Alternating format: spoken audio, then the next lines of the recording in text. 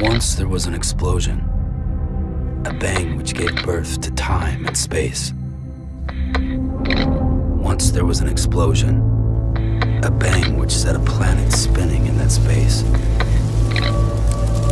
Once there was an explosion, a bang which gave rise to life as we know it. And then came the next explosion. An explosion that will be our last.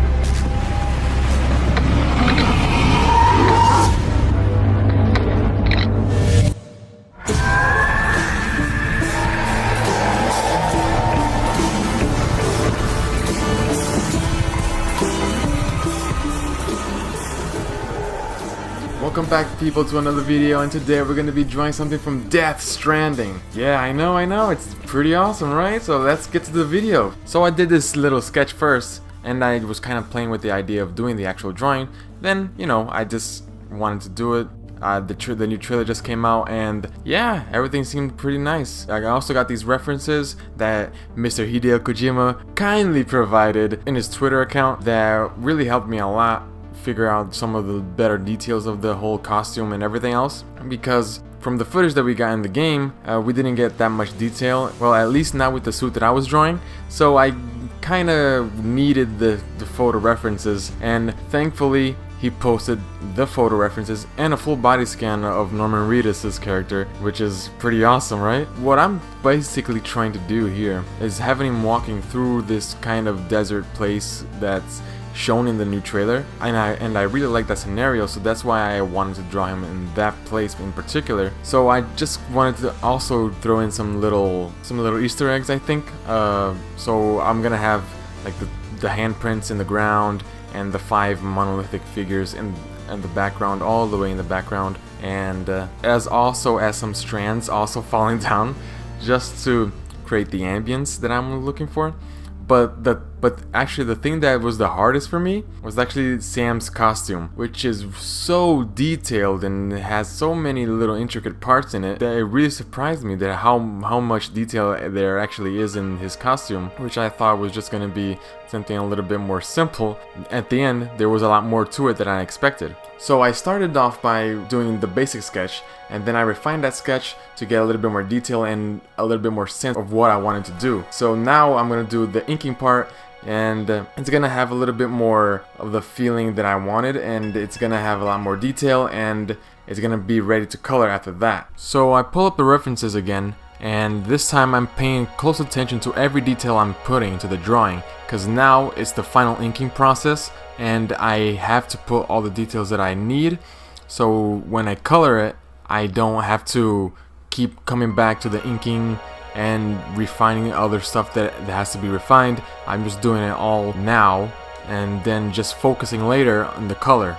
Since I'm not really used to drawing these kind of equipments on the characters and everything like that, the references really helped a lot, and it really helped convey that realism to through the drawing that I was looking for, and it elevated to the next level. So I'll seal off the character's legs over here and all the other parts that are opened, and so I can probably mask him later. But now I'm going to start drawing the ground by starting off in the rocks in this kind of area that from what I saw in the trailer, they had a lot of rocks and these little debris across the whole area.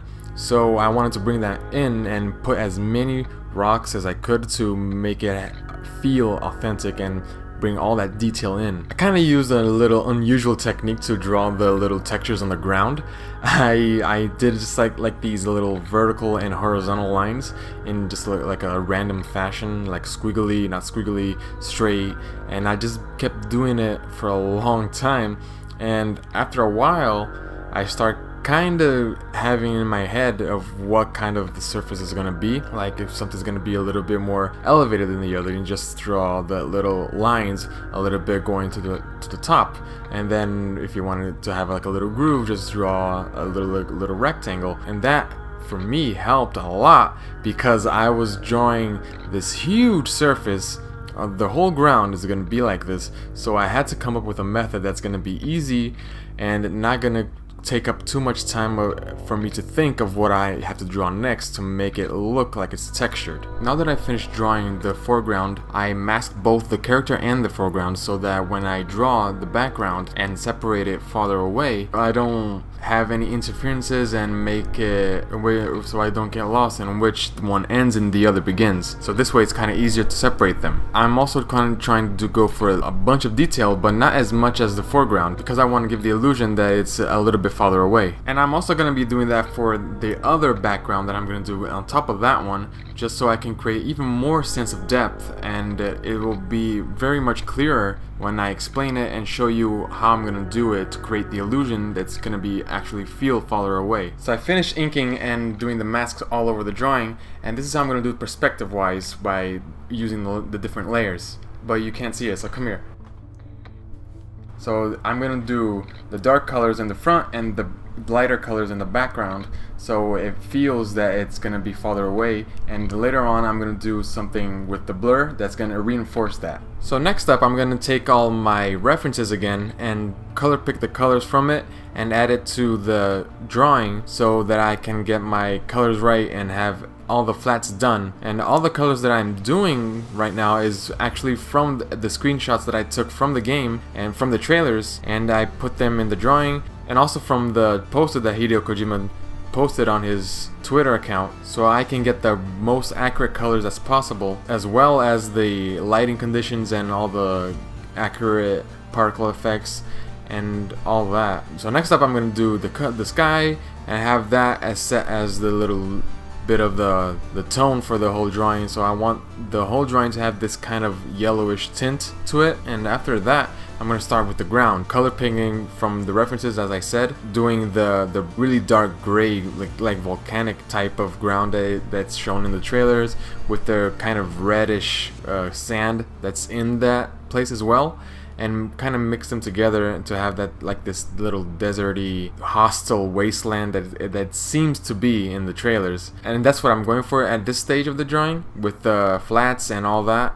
And I'm gonna blend in just so it feels like the sand is gonna be a little bit just sprayed upon and not just added there like it's like a texture or anything like that. It's just gonna be kind of natural for it to be there. So in this part in the drawing, I'm gonna do the little middle part of the background, and this is kind of interesting because it's gonna be a different color than the actual foreground.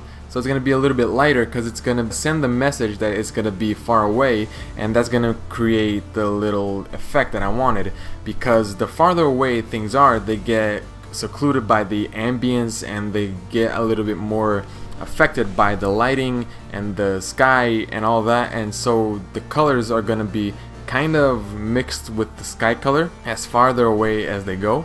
And you can also see that in the trailer, that's how they achieve the effects of how far things appear to be. And that's what the good thing is about with this, because it's going to have that idea run through the whole drawing, and as farther away that I go, the farther the lighter the colors are going to be, and less saturated they are going to be as well. Where the example was this is that I'm doing the rocks, and you can already tell that the rocks are lighter, a little lighter color than the rocks from the foreground that I did a little bit before.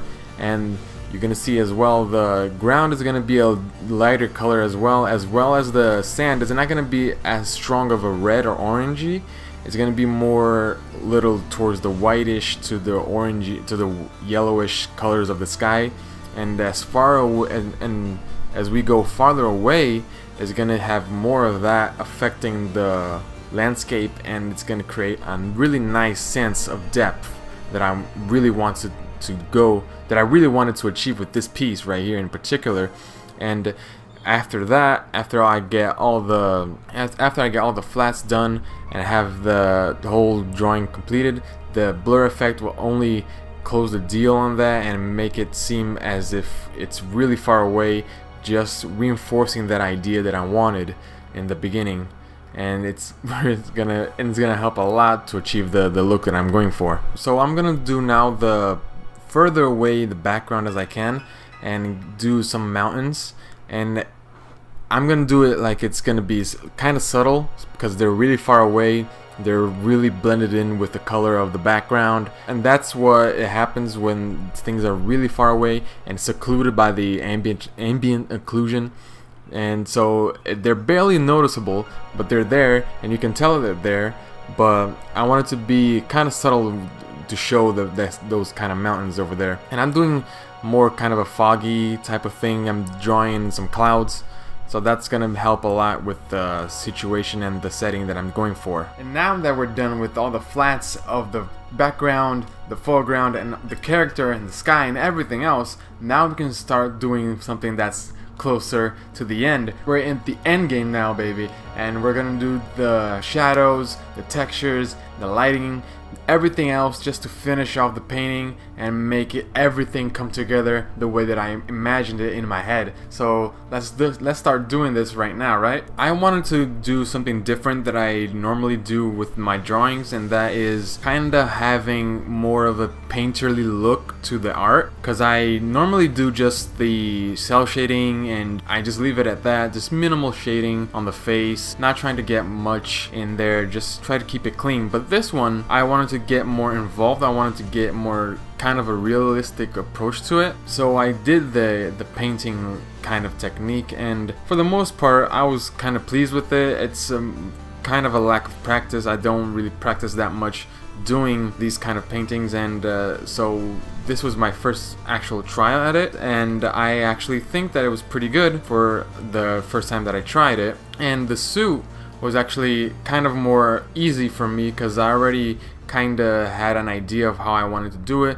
It's in this kind of a plasticky, rubbery texture, and it's that's what the suit is kind of based off of. I guess from the game it kind of feels like that, and so I guessed that it would be kind of reflective, so I added a little bit more of specular lighting on that and reflective of the lights that are gonna be in the scene. I gotta try to give this feeling a bit more of a rubbery texture of it, so I guess that kind of helped as well. And also, since it was kind of a bit of a rubbery feel, and the baby tank thingy, it's kind of a glowing, so I wanted to reflect that by getting the light sources on the suit. And also with these kind of gadgets that he has around his arms and his thighs, they are metal, so I figured that since they're gonna be used to transport stuff, that they would be kind of worn out, so I wanted to give this metal thing kind of a worn out texture in the ground right now, and it's gonna be a really textured and really defined place.